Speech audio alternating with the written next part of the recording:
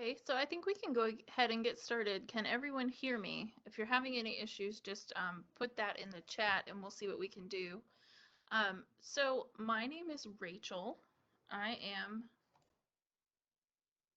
sorry, I am the first year instruction and social sciences librarian at UNCG, and I'm also the secretary of RASS.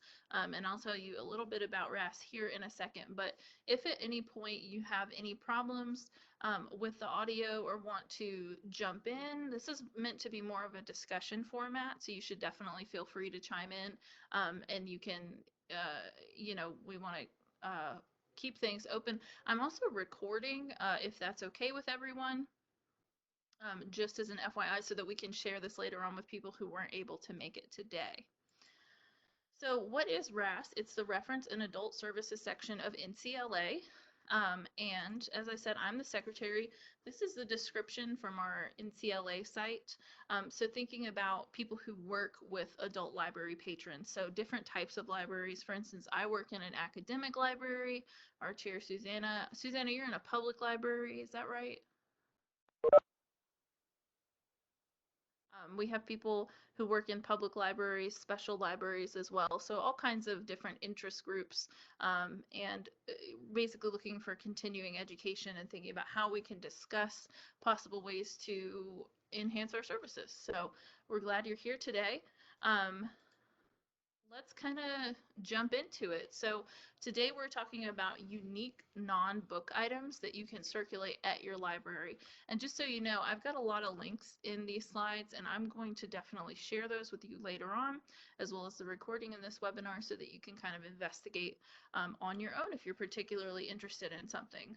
So non-book items obviously can take a variety of different forms, and in sort of researching, pulling things together for this session, I looked at libraries around the country and found some really amazing examples. So the first kind of unique sort of non-book item that I found were seed libraries. I don't know if anyone's ever heard of these, but basically they share seeds for people to actually go out and plant in their own personal gardens or in their communities. There are places where people keep seeds to sort of protect them from like destruction and things like that, making sure that we're preserving these plant species. But seed libraries are different. The idea is that you will distribute seeds that people can then grow and potentially, do some really cool things with. I don't know, has anyone ever heard of these libraries? Has anyone ever participated in a seed library program? So Susanna has her hand raised. Yeah, Susanna, do you want to talk more about that? Yeah. Are Can you hear me? Yep, absolutely. There are a lot of public libraries that do have a lot of libraries. I think I can think of about two off the top of my head for library systems that I talk to other library directors about.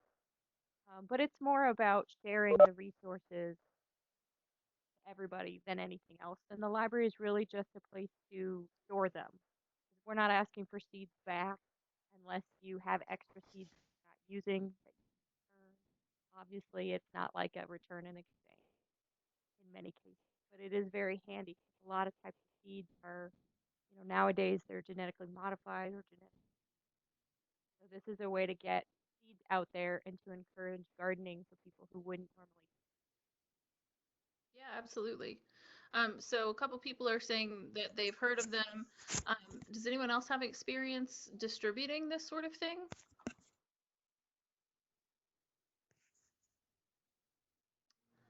Feel free. I do not personally have experience with seed libraries. I've seen them before. I think it's a really cool thing, but haven't actually worked with one. I would imagine it's not all that difficult to start.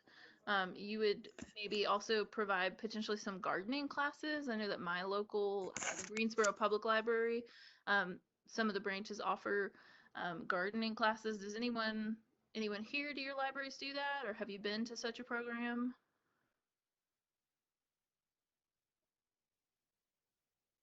Since I'm at a public library, we do gardening classes regularly. Excellent. Yeah. We are lucky enough to have a master gardeners group in our county, so we actually partner with them and bring in some master gardeners to teach gardening and basic.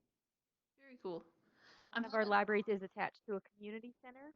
They have a community garden, so we're I'm real having hard a to little bit of encourage. trouble hearing you. Could you get closer to your mic? Sorry. Right. Yeah. Is that better? Yeah, that's great. One of our libraries is in a community center, and they have a community garden in the neighborhood. So the library's been partnering with them to work really hard to get gardening classes and the seed sharing and the produce sharing to happen. Hmm. No, that sounds really amazing. I know there are some farm shares. I'm in Greensboro. There's some farm shares here. Some really cool programs. So I definitely think there could be lots of programming ideas around this. You could probably have like a story time about farmers and growing things, and you could do, I mean, all kinds of cool stuff, especially with spring coming. It may be something that people are interested in potentially planning at their own institutions. Does anyone have anything else on seed libraries before we move on to the next unique item? Okay. Well, so one that I think is particularly cool, these are three libraries who offer cooking supplies, like baking pans and cooking supplies. So in Bryn Mawr, Pennsylvania, this is the main story that I was sort of reading that links to another place. Um, you can actually check out these specialty baking pans. They have all kinds of different fun shapes. Uh, I've heard of other places that do this. There's a place in Ohio. You can see here all the different pans they have available for checkout. And if you click on it, it will take you directly to the listing. Um, you can see sizing, things like that, which I think is really neat. I mean, this isn't something that I think we would commonly think of, but a lot of people, don't want to go out and buy a huge expensive pan if they've got something they want to bake for or do. And you could potentially partner this with like cookbooks that you circulate if there's anything like that at your libraries. Um, I thought some of these were fun. The mermaid pan. Okay, so someone says the library in Caldwell County just started circulating cake pans. That's amazing. I think this is really cool. Honestly, I'm at a college. I wish this was something that we would do because I think students are, cooking in those dorm kitchens more than we probably think. So you can see some neat stuff. Yeah, Leah says shoot, I would check out a cake pan for sure. I don't want to pay a lot of money for a springform pan when I'm just kind of playing around and I'm not sure if I'm going to bake again. So I think this is really cool. You could give out recipe cards, maybe potentially have some programming. This other one in Wisconsin, very similar. You click on it, gives you not as pretty as the other listing, but I mean it's there. This is definitely something that people are doing. Does anyone here have experience with this or any type of cooking equipment? I think it'd be cool if we could. I don't know. Can we check out instant pots to people or something? Um, I don't know. Anybody?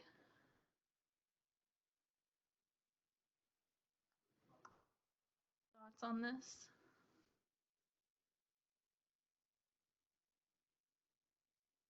Okay.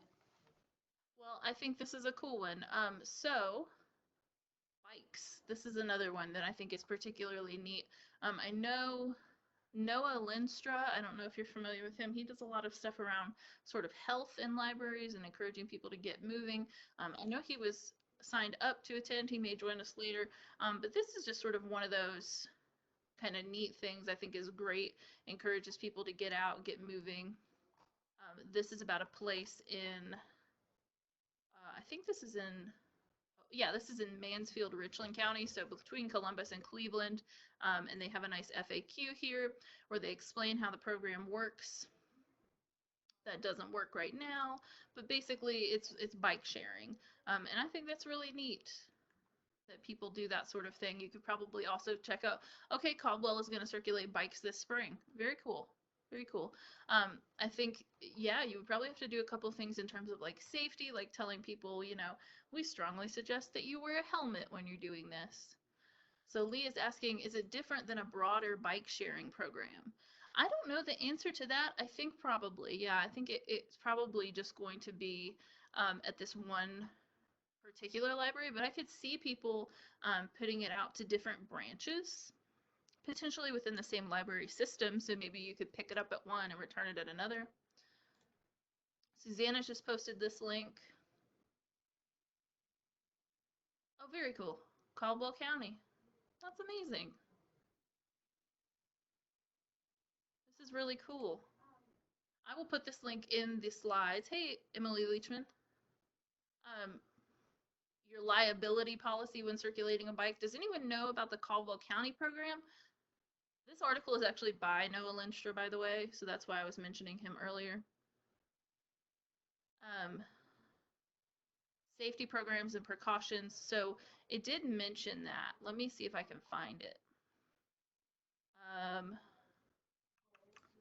I know I saw a note about safety here. They have bike safety guidelines available to patrons.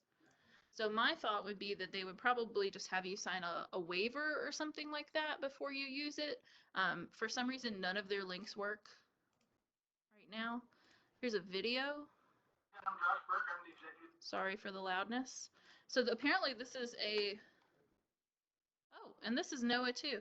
Okay, so this is all about this particular bike sharing program that this library has and like cost and things like that. So I'm going to definitely put that in the slides right now. And again, you will get the link to these slides when this presentation is over. So if that's something that you're interested in, I would definitely encourage you to check that out. I would imagine I know like we have a family room here in our library and all kinds of liability that comes with children and children's spaces, and we just basically have had people sign a waiver. Does anyone have any insight into this sort of thing right offhand? Feel free, if you're muted, you should be able to unmute yourself, or I can unmute you and you can comment. Anybody? I definitely think you would want to encourage people to use helmets and knee pads and things like that. Maybe you could make that part of what you're checking out. Looks like there are lots of different programs that do this. Looks like they have some bike repair equipment available at some branches. That's kind of neat. Okay, and again, the link to this article is already in the slides. So, okay. Anything else about bikes that anybody wants to talk about? Bike sharing, skateboard sharing, I don't know, sports equipment, possibly. Maybe you could check out tennis rackets to people.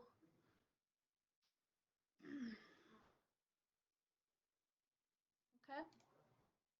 So this is one that we actually have here at UNCG. We have a model skeleton. You can actually take the different sort of bone pieces off. People use him. His name is Pat Bonatar. We had kind of a fun time naming him. We actually did a little naming contest among library staff here. People wrote in suggestions, and we took a vote. And people use it a lot for tutoring. So people check it out, I would say a couple times a week. For biology, anthropology, you'll see students sitting around and they've got the different pieces on the desks in the reference room, and they're looking at the different parts, and it's really helpful for sort of anatomy classes and that kind of programming. Does anybody have other things that they think this sort of model would be useful for? I'd imagine you could get someone to come in and do like story time about anatomy for kids and maybe use one of these. Am I able to be? Yeah, I can hear you. People hear me? Okay. I'm at a community college. We have some JAWS, some dental related JAWS, that mostly the dental students check out. I don't know of anyone other than dental students who have checked them out. We also have a breast for self-examinations, so you can kind of see what things are supposed to feel like.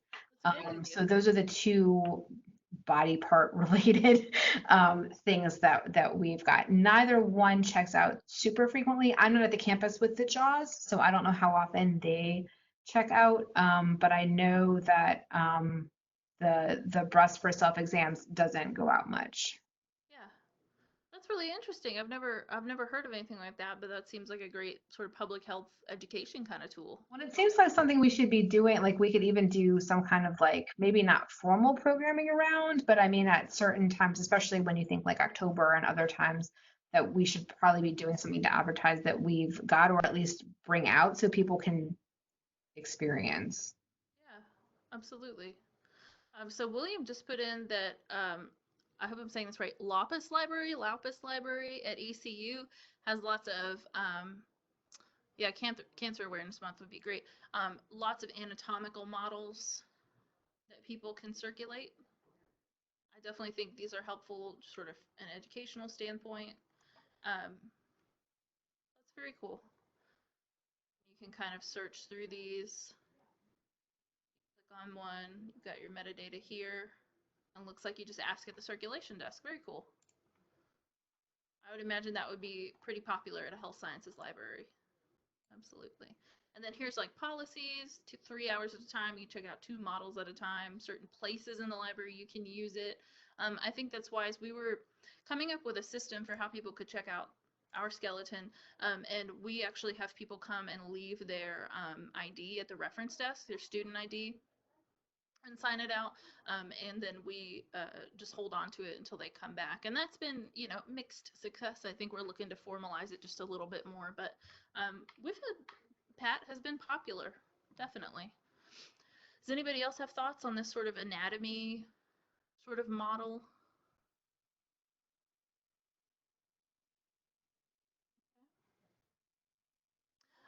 Another one that I thought was really neat is that people can check out passes to museums and zoos. So Miami-Dade has a really great example. They will give out passes for families of 4, and they have, you know, different rules around it, but you can visit a number of places, including all the places that we've got here. Some history museums, the Fruit and Spice Park sounds really cool to me. I would like to visit it. Art museums, children museums, and then the Miami Zoo. And I just think this is really neat. You can check the pass availability, click check pass availability, and you can see if there are any holds, how to do it. You can go to the museum's website, kind of check out more there. So I thought that was a really neat system. So Susanna, do you want to tell us a little bit more about your library? Or, okay, I'm seeing that Forsyth County does it for Reynolda House and Kaleidom. Very cool. I think I've heard, yeah, I think Emily, I've heard also that Randolph Public started doing zoo passes. I think that's really neat. If you have experience with this, could someone talk about like how getting this sort of program organized works?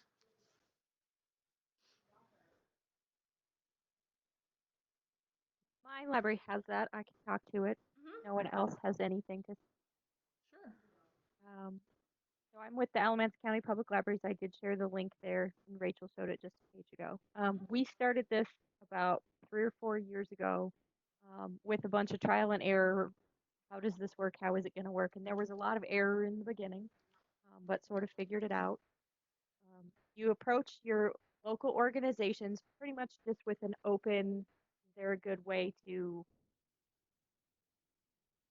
partner that you'll give us hopefully some discounted prices or some deals. If you have a small budget, it does help so that you can pay them a small fee or a membership fee, and then get permission for a certain number of passes a year. Sometimes it's a certain number of passes per month. Sometimes you sort of leave that in the hands of the partnering organization. They are looking at it from the how much how much attendance pricing they may lose out on by giving us some of the discount. But we started using the software called Ticketkeeper, which is there at the top of the page.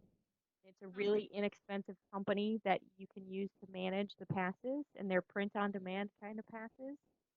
So once the patron has selected where they want to go, they can go into Ticketkeeper and select the day that they're interested in going, see what's available, and then each pass has a pass details that will list the details for that particular pass. So the Children's Museum passes may only be available on Wednesday and Saturday. Okay. The Durham Museum of Life and Science is a little bit different. And so each pass is different based on the organization, but they use their library cards to request the pass, and then they can reserve 30 days in advance and then come and pick up a paper pass at the library that they'll turn in at the the ticket box office at the organization. That's really awesome. I think that is the neatest thing that people can do this. I want to go back to, there was a Buncombe County link that someone shared. They also appear to use Zoom Pass. And I think Randolph County does it as well. So I will add all those links into our slides as well. I think this is super cool. Miami-Dade was probably the most like because I mean, obviously Miami has tons and tons of museums and things to do. I thought this was one particularly like large example, but that's really cool to hear that there's all kinds of this in North Carolina as well. Um, that's really cool. Okay. And ours is a small budget that our friends group really has a good time funding this program because it's really good PR for them to be able to get the word out about their friends group and their fundraising efforts. And so they really like to be able to say that they fund this program because it is. That's awesome. Friends of the Library are, that's really a good idea to tap into that. Fantastic. Other thoughts about museums and zoos? I think I've heard of places also doing water parks. Okay, customers can check out a pass for 1 week without renewal. Both kinds of passes work. Very cool. Yeah, different systems. I think this is neat. Okay. Other things. So New York Public Library checks out Wi-Fi hotspots to people, and this page tells you a little bit more about eligibility. What you do, I believe you have to have a child in public school in order to check this out. That's one of the like main reasons that they have it. Pedometers. Places will check out pedometers. That's not so uncommon. So Chapel Hill Public checks out the Wi-Fi hotspots as well, I think. I know at when I was a graduate student, you could check out pedometers. Let's see. Ann Arbor. Okay, this was a really good example. The Ann Arbor District Library had just a ton of stuff. So telescope, thermal camera, projector. Um, they had just all kinds of interesting little gadgets that you could check out. Die cutters, sewing machines. I thought the sewing machine thing was really interesting. It'll give you locations. You can see people are checking them out. It's got due dates there. I thought that was really neat. So not just, straight up tools. Someone says lots of libraries circulate hotspots, and then some do Chromebooks and laptops. Absolutely. So, I mean, there's really just all kinds of stuff here. You can do Arduino starter kits. Wonder how they do maintenance on the sewing machines. That's a really good question. I would imagine they probably have to be replaced relatively. I don't know. I would be really interested to talk to some of these folks. Yeah, and I wonder, I bet you could contact this library at any point. I've got the link on here, like I said, and you could definitely probably ask them those questions. There were things on here, guitars, games, anatomical tools.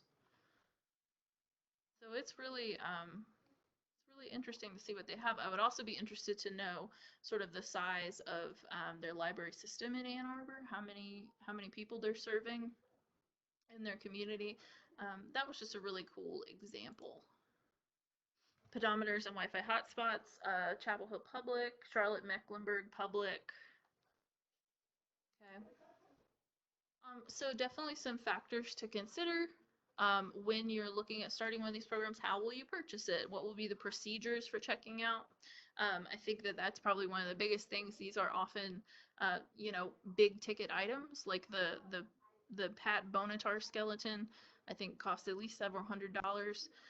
Who's going to do maintenance and replacement? We were just mentioning that. What other things might you consider when you're starting one of these programs? Folks who have experience with this want to chime in?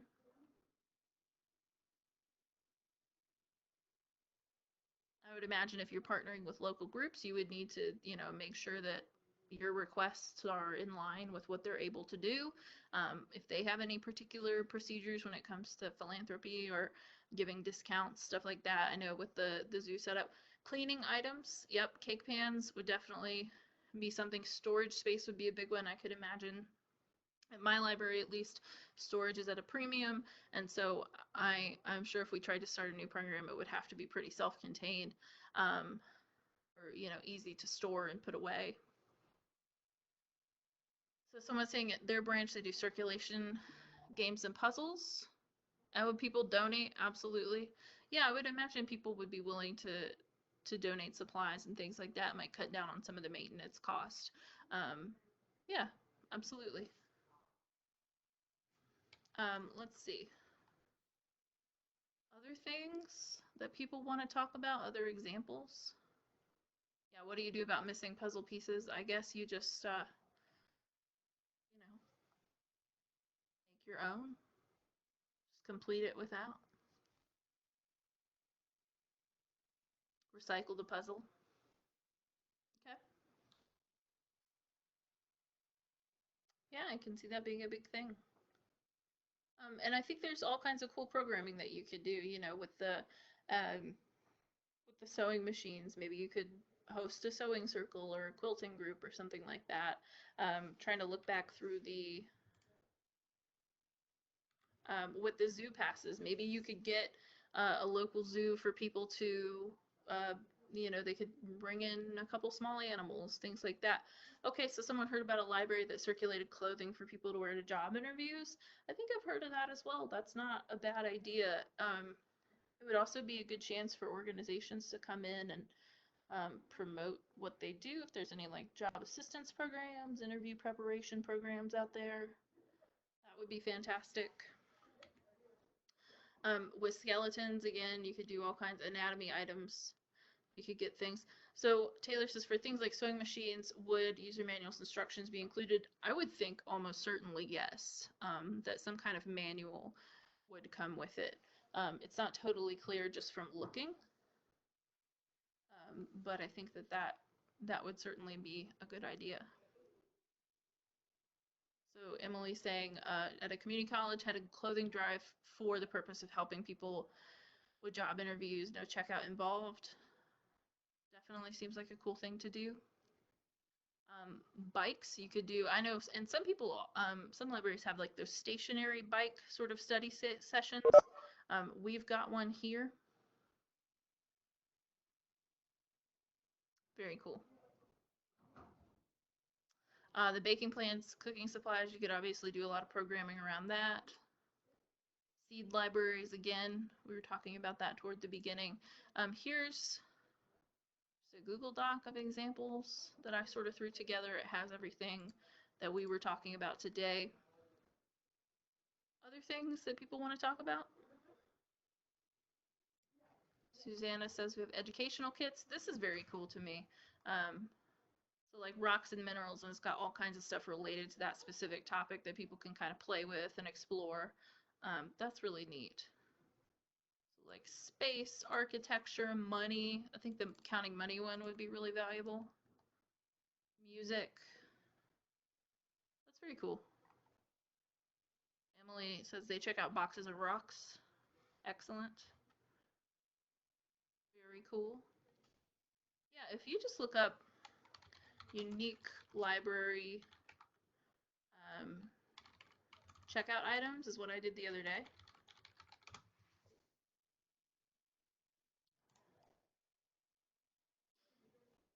There were some interesting examples here.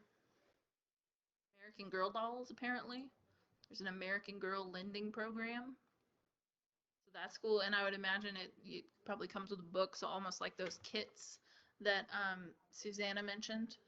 That would be really neat. You could include some cool stuff around that. All kinds of ideas out there. I would imagine that there are grants available if you wanted to start programs like this. All kinds of ways that you could go about it.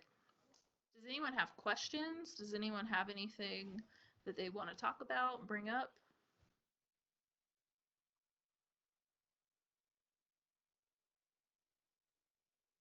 Someone's asking how long the checkout on the calculators is. I think at UNCG, if you check out a calculator, you can only borrow it for a couple of hours at a time. I don't know about public libraries.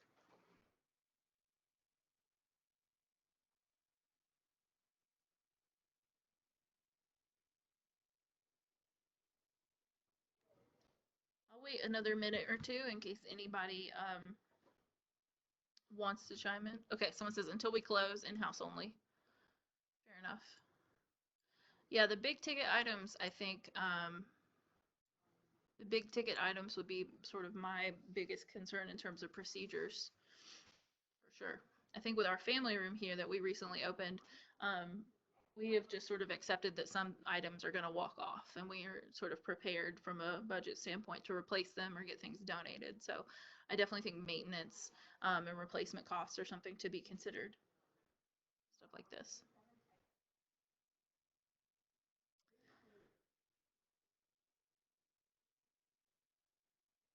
Anybody else? Can we talk more about the family room? Yeah, absolutely. You should come visit, Emily.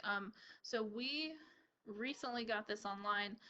It's basically the space that we have right now is designed for children 0 through 9, and we have all kinds of toys and books that were pretty carefully selected. Nick is here. I don't know if he has a mic, but Nick was on the committee as well. We worked with like our diversity resident library, helped us pick out appropriate books. Nick doesn't have a mic. Appropriate books. Nick and another gal on the committee helped pick out age-appropriate toys. We looked into things like cleaning supplies and kid-sized furniture. And we actually went down to UNC Charlotte, which is the only other college library in the UNC system that has this kind of space, and we toured around there. And the walls in the family room are whiteboard painted, so folks can draw on the walls if they want to. Coloring books. We try to have some educational value to the toys in there, but we with mixed results. We're actually opening a second one right next to the first one. It's going to be for kids 10 and older, and we've really had to work out kind of some things with our procedures, checking out the key, making sure that people at the reference desk are trained to help folks with this, troubleshoot any problems. We have the building has a policy about unattended children, and we wanted to make sure that our policies lined up with that as well. So we're not providing any sort of child care. It's just a space, so that releases you from some liability, which has been, helpful. The parents are still fully expected to supervise. You can contact me. I'll put my email address in the chat if you're interested in the family room idea. Yeah, policies were, I think, probably the trickiest piece.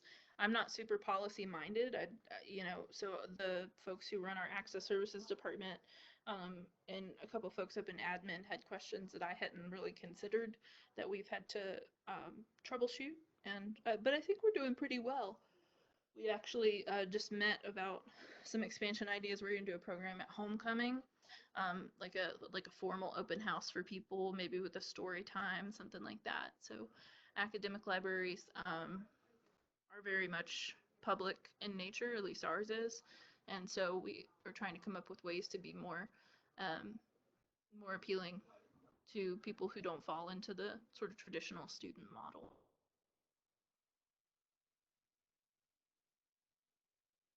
Other things? Somebody found a library that does clothing checkouts. Very cool. New York Public. Yeah, I would be really interested to dig into New York Public, sort of all the stuff that they have, because it's such a huge library system. Yeah, neckties and bow ties, briefcases, bags. It's really cool. I want to see what kind of bags they have. I would also imagine like the cataloging for this sort of thing is probably kind of fun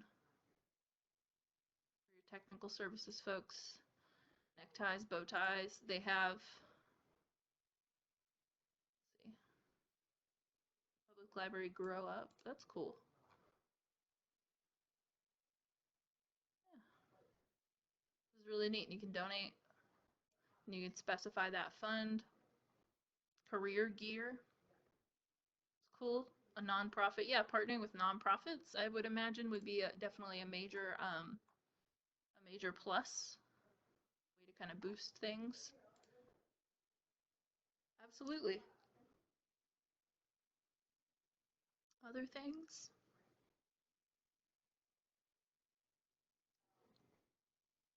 I'll wait just a minute, but while I'm waiting for anyone else who wants to respond, again, just a reminder, I will give you these slides. I will email them to everybody, and then I will also put up the recording of this presentation later as well.